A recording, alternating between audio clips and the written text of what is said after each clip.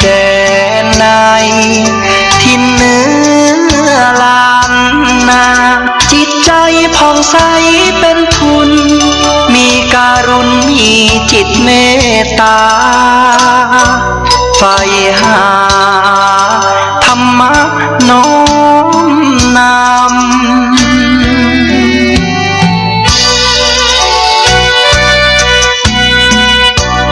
โยมพ่ออุ่นแม่ปอ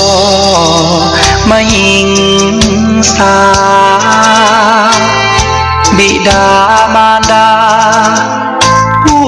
เลี้ยงดูเส้นทางธรรมน้อมนำคำชูเดินสู่เส้นทางของผ้าเหลือง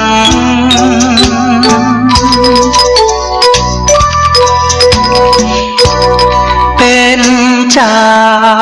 อาวาสวัดพระบาทอุดมน้ำบ่อสาวาน้ำนี้ลือเลืองเป็นเจ้าคณะอำเภอพัฒนารุ่งเรืองฟูเฟืองเทศธรรมปฐกถาหยิบยกอุปมาเมตตาชื่นชีวาญาติโยมผู้ฟังพร้อมพรังญาติโยมศรัทธา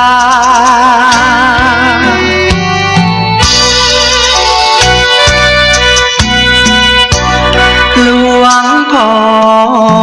แก้วได้รับพระราชทานสมณศักดิ์เป็นพระครูสุจิตานุรักษ์นามผู้พิทักษ์รักษาจิตด้วยความดี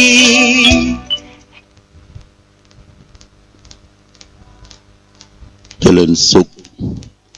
ศรัทธาสาธุชนญาติโยมท่านพุทธบริษัททั้งหลายวันนี้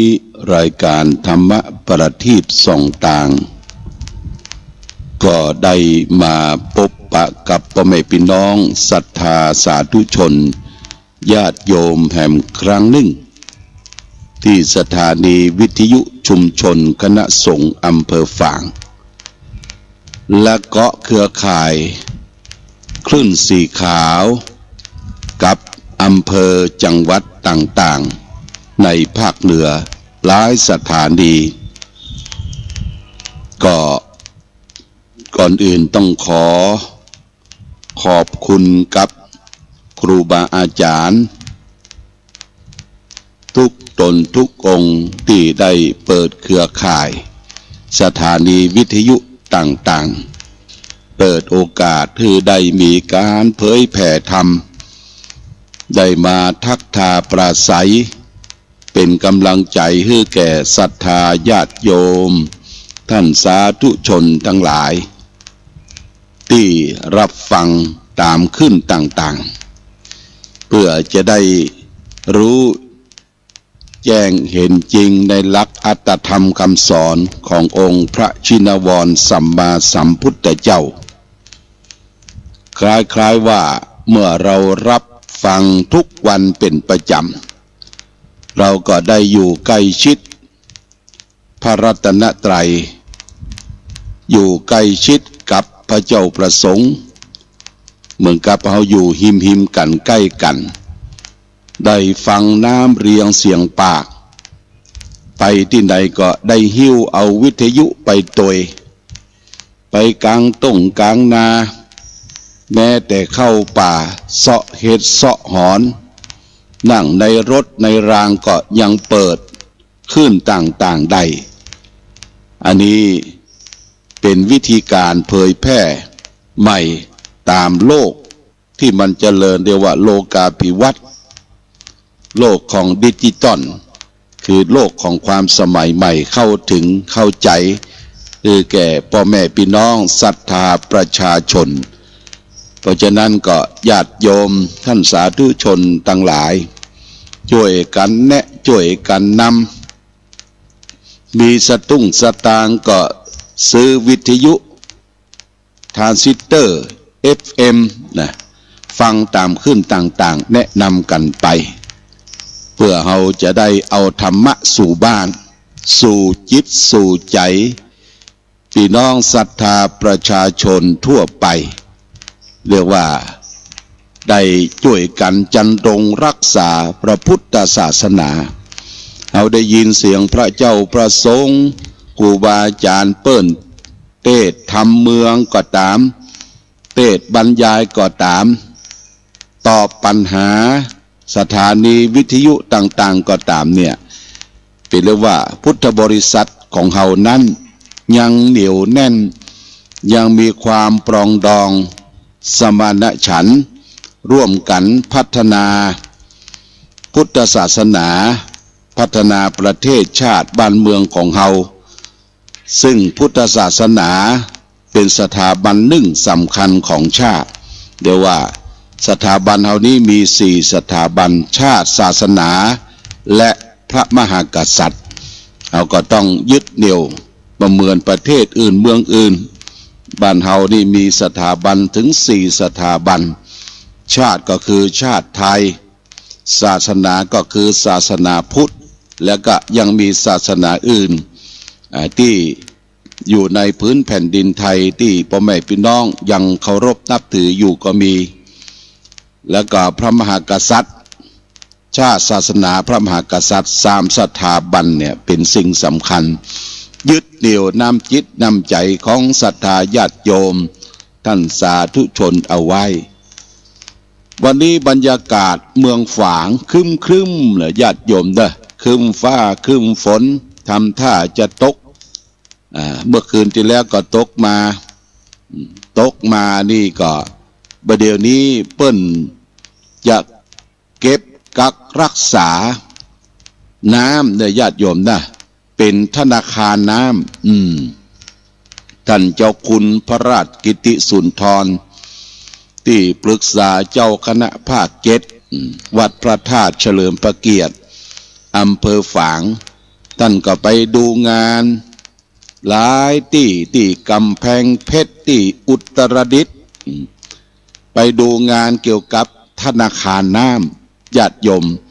ธนาคารนั่นเป็นจะได้เป็นว่าเฮามีสวนมีไร่มีนาญาติโยมทุกครั้งทุกคราที่ผ่านมานั้นฝนตกลงมาสะสางลังส่วยไหลลงห้วยลงลำธารหมดบ่ได้เก็บกักน้ำเอาไว้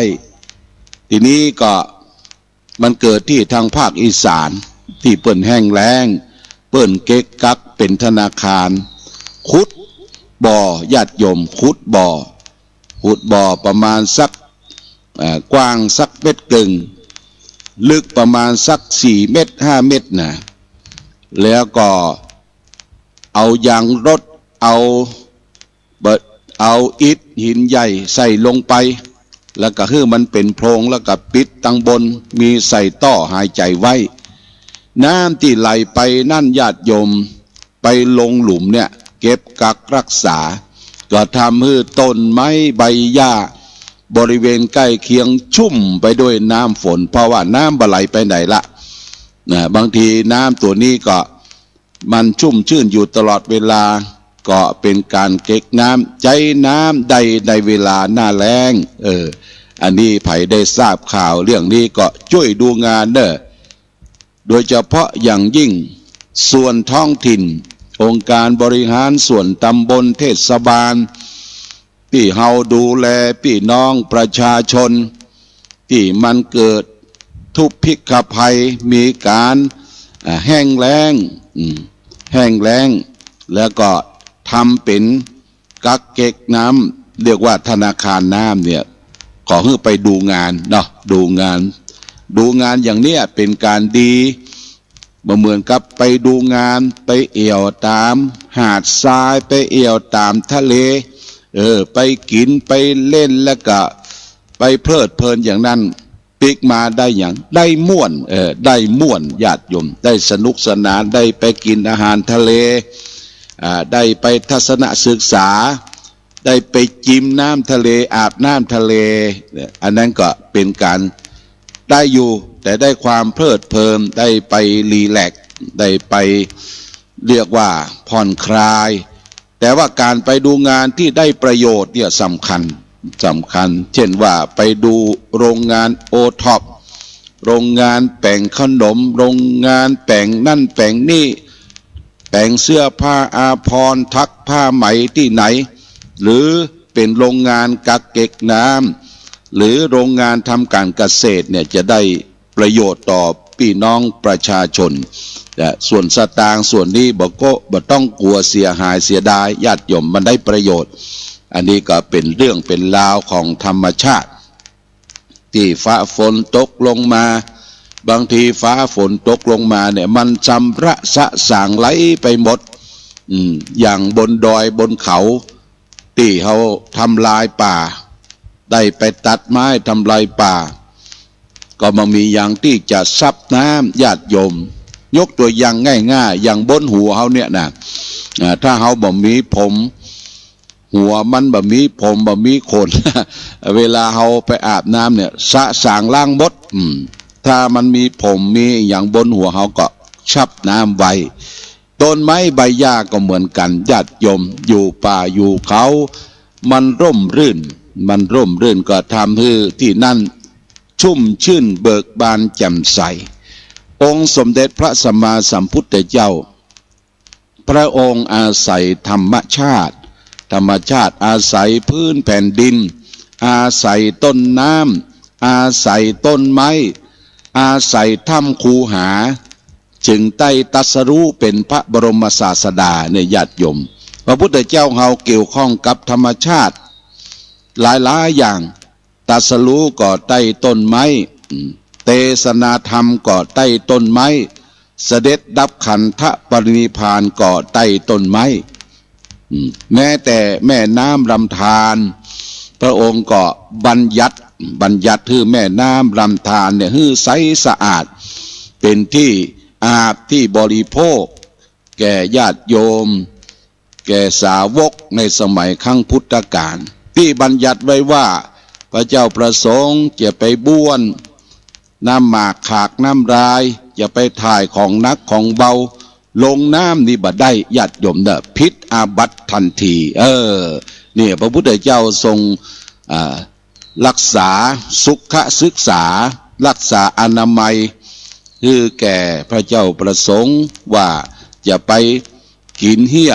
อย่าไปขากบ้วนน้ำลายลงเขละลงในสิ่งที่เป็นแม่น้ำลำธารอย่าไปถ่ายนักถ่ายเบานี่บ่ได้นี่บัญญัติถึงพระพุทธองค์ญาติโยมก็ต้องเล่าต่อหลังจากที่พระพุทธเจ้าได้ชนะมารที่ต้นพระศรีมหาโพธิ์เรียบร้อยแล้วพระองค์ก็ทรงบำเพ็ญธรรมสมณธรรมรู้แจ้งเห็นจริงในกองทุกข์ดูแจ้งเห็นจริงในการเกิดดับของสังขารก็คือร่างกายและจิตใจของเขาซึ่งประกอบไปด้วยธาตุสี่ธาตุดินธาตุน้ำธาตุไฟธาตุลมและส่วนที่เป็นน้ำเป็นเวทนาสัญญาสังขารวิญญาณพระองค์รู้แจ้งแทงตลอดว่าการเกิดดับของสังขารนะบ่เที่ยงบ่แท้บ่แน่บ่นอนแต่แล้วพระองค์ก็ว่าจิตของคนเฮาใจของคนเฮานั่นมันเป็นประภัสสรแต่กิเลสจรมาอาศัยกิเลสก็มี3ตระกูลญาติโยมตระกูลโลภตระกูลโกรธและตระกูลหลงโลภโกรธหลงเนี่ยมันมาอาศัยในตัวตนคนเฮาตราบใดเมื่อใดเฮายังมีโลภมีโกรธมีหลงตราบนั้นเมื่อนั้นเฮายังมีทุกข์อยู่ยังมีทุกข์คือความบ่สบายกายบ่สบายใจพระองค์ได้ตรัสรู้ธรรมที่จริงพระองค์ก็ว่าธรรมะของพระพุทธเจ้าของพระองค์นั้นเป็นคำพีรภาพยากนักคนเราจะเข้าใจพระองค์ก็ท้อแท้ในพระหฤทัยของพระองค์ว่าจะเข้าป่าแล้วก็ คือมันดับศูนย์ปรินิพพานในป่าเหียบ่ต้องมาดูแลพี่น้องประชาชนบ่ต้องมาเผยแผ่ธรรมแต่ด้วยเมตตาธรรมพรหมวิหารขององค์พระสัมมาสัมพุทธเจ้าโดยการอาราธนาของท้าวสหัมบดีพรหมบอกว่าพรหมมาจะโรกาธิปติสหัมปฏิกัดอัญชรีอันทิวรังอายจัตถะสันติตะประชกะเทเสตุธรรมบังอนุกรรมปิมังขอพระองค์จงแสดงธรรมเถอะถ้าพระองค์บัดแสดงธรรมบ่มีเมตตาธรรมต่อสรรพสัตว์ทั้งหลายโลกเนี่ยมันจะวุ่นวายรบราฆ่าฟันกันอย่างบ่มีที่สิ้นสุดแย่งชิงอำนาจแย่งความเป็นใหญ่แย่งที่อยู่กันกินแย่งที่ดินกันอยู่แย่งกู้กันสังวาสแย่งอำนาจแย่งวาสนาเนี่ยญาติโยมนะเพราะฉะนั้นพระพุทธเจ้าก็โดยเมตตาธรรมแต่ว่าก่อนจะแสดงธรรมนั่นขอดูอุปนิสัยเวนยสัตว์ก่อนพระพุทธเจ้าก็นั่งนิ่มเจริญสมาธิภาวนาแผ่ข่ายพยานเรดาร์ออกไปทั่วโลกออกไปดูอุปนิสัยเวนยสัตว์ผลปรากฏว่าสัตว์โลกเนี่ยประกอบไปด้วย4จำพวก4เหล่าเรียกว่าบุคคล4บุคคลที่1อุคติตันยูเปรียบเหมือนดอกบัวที่โปนน้ำบานพร้อมที่จะรับแสงของพระอาทิตย์ดอกบัวอย่างนี้บานอย่างนี้คนอย่างนี้มันโปรดได้ญาติโยมโปรดได้ฟัง